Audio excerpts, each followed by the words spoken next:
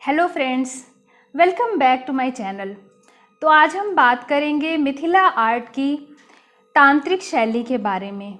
तांत्रिक शैली मधुबनी पेंटिंग्स की सबसे अलग शैली है क्योंकि इसमें धार्मिक ग्रंथों और उनके चरित्रों को चित्रित करने पर विशेष ध्यान दिया जाता है।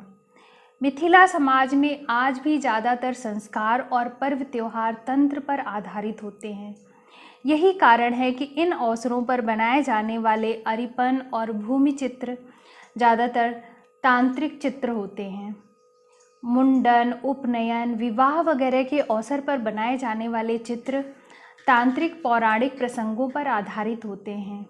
तांत्रिक शैली में मुख्य रूप से पंचमुख शिव, काली, अर्धनारीश्वर, महालक्ष्मी, महादुर्गा, महासरस्वती, गणेश और गुरु शिष्य परंपरा पर आधारित चित्र बनाए जाते हैं।